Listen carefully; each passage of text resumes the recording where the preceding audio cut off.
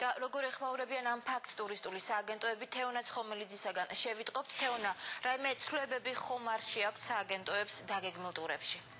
ჯერჯერობით არც ერთ ქართულ ტურისტულ კომპანიას ცვლილებები დაგეგმილ ტურებსა და ფრენებთან დაკავშირებით არ შეუტანია ისინი ამბობენ რომ ჩვეულ რეჟიმში მიმდინარეობს მუშაობა და ეგვიპტის საკურორტო ზონაში ტურისტების დასვენება თითქმის ყველა მათგანს ყავს სპეციალური წარმომადგენელი ამ ქალაქებში და ისინი 24 საათის განმავლობაში იღებენ მუდმივ ინფორმაციას იმ სიტუაციასთან დაკავშირებით რომელიც არის საკურორტო ზონაში ტურისტულების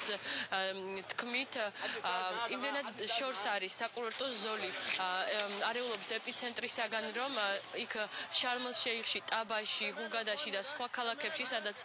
ძირითადად დადიან ტურისტები არ შეიმჩნევა ეს დაძაბულობა და ისინი ამბობენ რომ ტურისტებიც თავად არ გამოთქვამენ რაიმენაირ შიშს ან პანიკას.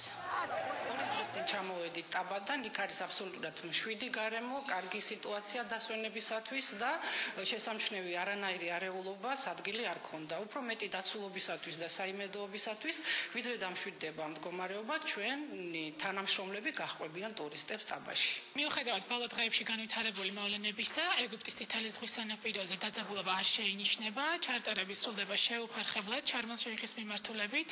ჩვენი თანამშრომელი ამჟამად იმყოფება შარმ-ელ-შეიხში, სადაც დაძაბულობა არ არის და ტურისტები განაგრძობენ დასვენებას ჩვეულ რეჟიმში. ჩვენი პარტნიორებისგან გვაქვს ინფორმაცია, რომ ამ სიტუაციას აკონტროლებენ და ალბათ ერთ-ორ დღეში ჩაწლანდება. რაც შეეხება საკურორტო ზონას, რაც არის რომელიც არის შარმ-ელ-შეიხი, ტაბა, ლუქსორი, აქ აბსოლუტური სიმშვიდეა. საერთოდ არ ეხება ამ ზონას ეს დემონსტრაციები და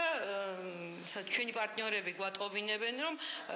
2 დღის განმავლობაში მართალია ქონდათ გათიშული ინტერნეტი, არ ქონდათ მობილური კავშირი, ეხლა ყველაფერი აღსდგა. ტურისტულ კომპანიებში აცხადებენ რომ ჯერჯერობით არც ერთ კლიენტს არ გაუქმებია საკუთარი ტური ეგვიპტის მიმართულებით მიუხედავად იმისა რომ წითელი ზღვის საკურორტო ზონა 800 კილომეტრით არის დაშორებული ქაიროდან და ყველა იმ ქალაქიდან სადაც არის არეულობა ტურისტულები განსაკუთრებით ისინი ვისაც აქვთ საკუთარი ჩარტერული რეისები ეგვიპტის მიმართულებით ამბობენ რომ თუ რაიმე საშიშროება შეიქმნება ისინი მათ არ აქვთ პრობლემა იმისა რომ გამოიყვანონ საკუთარი კლიენტები ამ ქალაქებიდან